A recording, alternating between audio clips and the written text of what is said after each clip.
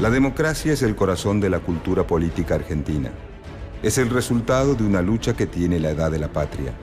200 años de un difícil camino lleno de conquistas, pero también de interrupciones, fraudes, proscripciones y silenciamientos de la voluntad popular. 200 años marcados por la constante ampliación de derechos. Porque la democracia es la soberanía del pueblo en acción.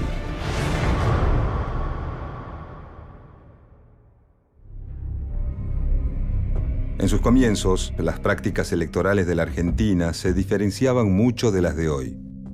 La participación era muy limitada y restringida. Las presidencias de este período, como las de Mitre, Sarmiento, Avellaneda y Roca, entre otras, se establecieron por medio de un sistema que favorecía la adulteración y la compra de votos. A principios del siglo XX, la llegada de enormes masas de inmigrantes provenientes de Europa transforma profundamente a la sociedad argentina.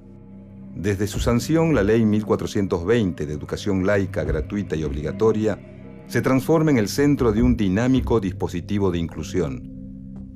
Pero el sistema político, en manos de una minoría que representa a las clases dominantes, no acompaña ese proceso de movilidad social ascendente. Frente a los intereses de la oligarquía, las grandes mayorías reclaman sus derechos y la lucha popular se intensifica. La Unión Cívica Radical protagoniza una serie de levantamientos armados para reclamar la libertad de sufragio. Dentro del partido gobernante, algunos entienden la necesidad del cambio. Roque Sáenz Peña es el representante de las minorías sociales dominantes y sabe que si un gobierno no se legitima en las urnas, está condenado a gobernar bajo el estado de sitio y la represión militar. Entonces presenta un proyecto destinado a transformar de raíz el sistema político argentino, el voto secreto y obligatorio y el sistema de lista incompleta. Para garantizar la transparencia del sufragio, la ley se sostiene en los padrones de enrolamiento general de los ciudadanos. De esta manera, la justicia electoral aúna esfuerzos con el Ministerio de Guerra para terminar con la manipulación del sufragio de los conservadores. Sáenz Peña cree que, de todas formas, una vez consolidada la reforma, el partido conservador al que él pertenece vencerá en las elecciones. Finalmente se aprueba la Ley 8.871, la Ley Sáenz Peña, un momento clave en la ampliación de derechos políticos que sienta las bases de la democracia moderna en Argentina.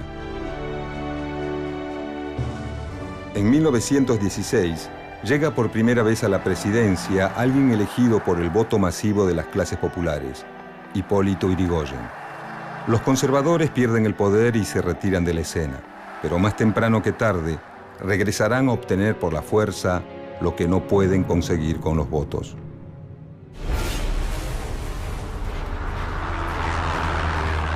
En 1930, un golpe de Estado devuelve a la oligarquía el poder político perdido en las urnas.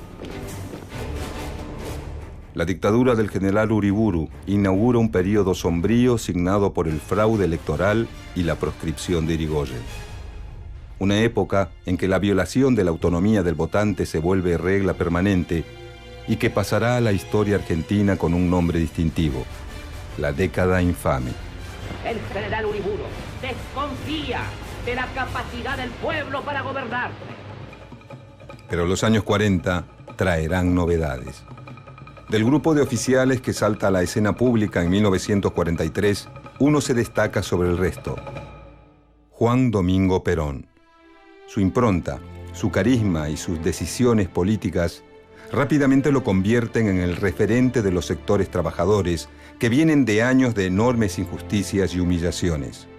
Perón los escucha, los contiene, les garantiza derechos, atiende sus reclamos.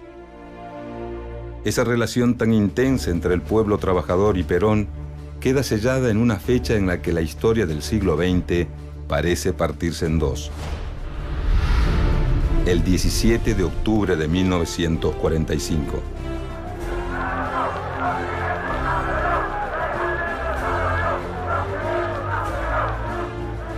Meses después, ese liderazgo se legitima en las urnas. Con Perón en la presidencia, se produce el segundo gran hito en la historia de la ampliación de derechos políticos, el voto femenino. En la figura de Eva Perón se encarna la lucha de más de medio siglo de las mujeres argentinas. Desde el primer momento, Evita encabeza la campaña. Como en 1912, los conservadores se oponen. Argumentan que si la mujer vota, corre peligro la armonía familiar y que el voto femenino es el primer paso para que las mujeres se organicen en un partido contra los hombres.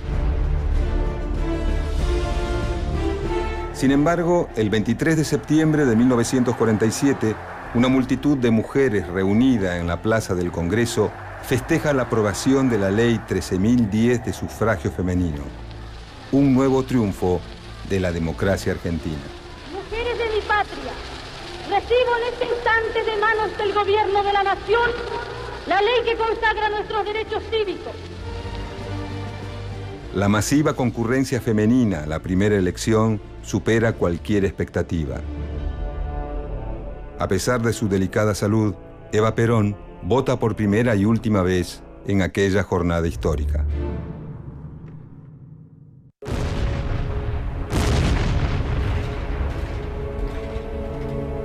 Pero tras una década de democracia, nuevamente un golpe de Estado silencia la voluntad popular. Queda prohibida en todo el territorio de la nación la utilización con fines de afirmación ideológica peronista efectuada públicamente o propaganda peronista, ya se trate de individuos aislados o de grupos de individuos.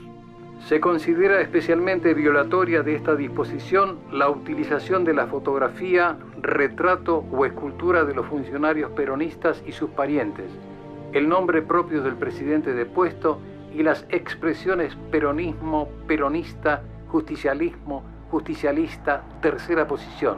Las composiciones musicales Marcha de los Muchachos Peronistas y Evita Capitana, y los discursos del presidente depuesto o de su esposa.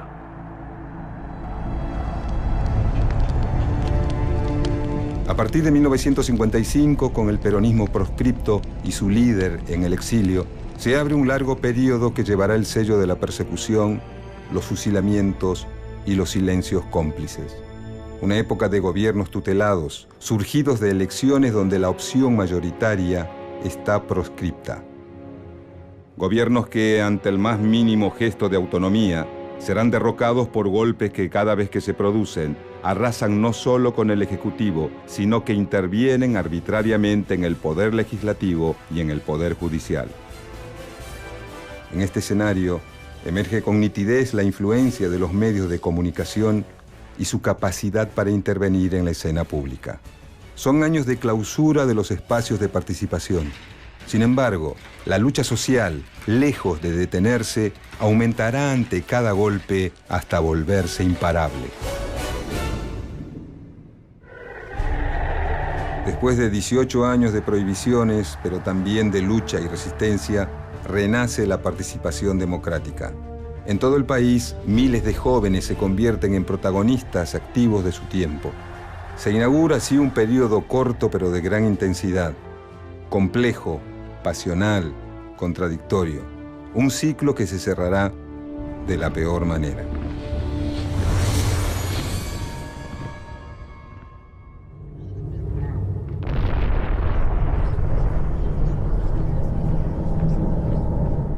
El país se sumerge en la etapa más oscura de su historia, marcada por el terrorismo de Estado. En ese contexto brutal de desaparición, tortura y muerte, la suspensión de los derechos políticos es otra de las cuentas de un rosario de atrocidades.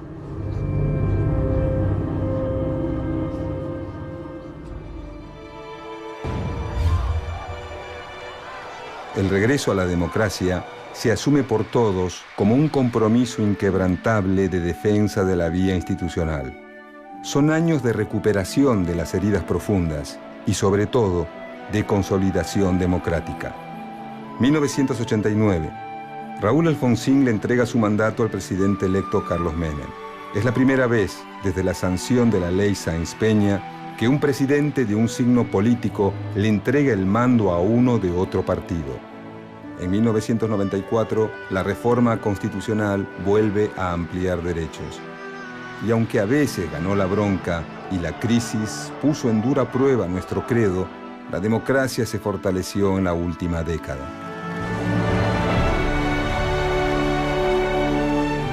La política regresó para alentar el proyecto de un país más justo y para todos.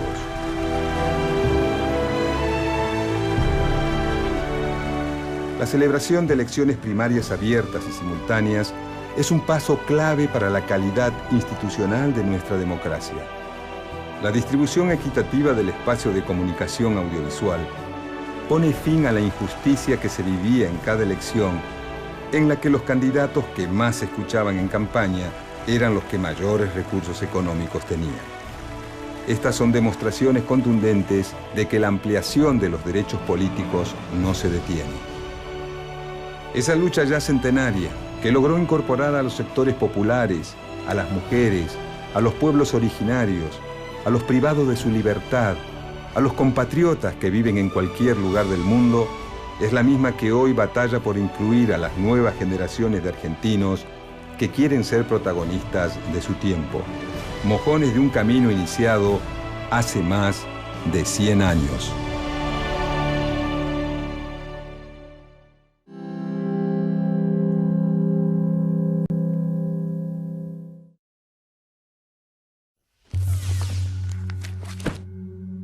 Reglas claras para el ejercicio democrático. La nación argentina adopta la forma de gobierno representativa, republicana y federal. Así dice el primer artículo de la Constitución Nacional, para dejar sentados los principios sobre los que se construye la nación. Esto significa que cada uno de nosotros integra una república, que establece 3 poderes de gobierno: el ejecutivo, el legislativo y el poder judicial. La soberanía popular se expresa por medio de nuestro voto. Este nos permite elegir a los partidos políticos y sus candidatos para que ocupen una función pública en el Poder Ejecutivo: presidente y vicepresidente de la Nación, gobernadores provinciales o intendentes, o en el Poder Legislativo, diputados, senadores o concejales. Nuestra elección por medio del voto es clave, porque genera representación, gobierno y, sobre todo, da legitimidad a quien fue electo. Dentro del sistema electoral, existe un Código Nacional Electoral que establece, de manera legal y definitiva, las reglas para que la votación sea transparente y garantice el pleno ejercicio de nuestra voluntad. Los candidatos que votamos pertenecen a un partido político determinado, que establece una fórmula para presentarse a elecciones. El voto es directo. No hay ningún elector mediador entre nuestro sufragio y la fórmula que elegimos. Después de que depositamos nuestro voto en la urna, sigue un camino que también está regido por una serie de normas que aseguran la transparencia del resultado. El escrutinio de los votos comienza ni bien termina el acto eleccionario. El presidente de mesa y los fiscales abren las urnas, cuentan las boletas y elaboran el acta de cierre del escrutinio, donde consignan la cantidad de votos por partido. Esas urnas, debidamente selladas, son trasladadas por el correo argentino a la Junta Electoral del distrito correspondiente, donde se realiza el cómputo final de los sufragios, siempre en presencia de fiscales que representan a los diferentes partidos políticos. Para que un voto sea considerado válido por las autoridades electorales, debe contener la o las boletas oficiales dentro del sobre, sin duplicados, inscripciones, roturas ni tachaduras de ningún tipo. El número final del escrutinio expresa nuestra voluntad como pueblo y representa la más clara expresión de la democracia.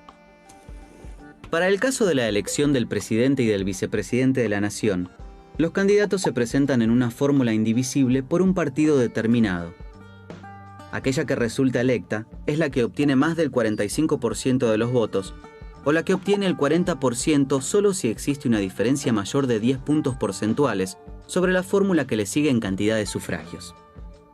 Si ninguna de ellas alcanza esas mayorías, se realiza una segunda vuelta, dentro de los 30 días, entre las dos fórmulas que hayan obtenido la mayor cantidad de los votos. Se eligen 3 senadores por provincias. Los senadores nacionales representan a cada provincia en el Senado. Al votarlos, elegimos a 2 candidatos titulares y a 2 suplentes por provincia.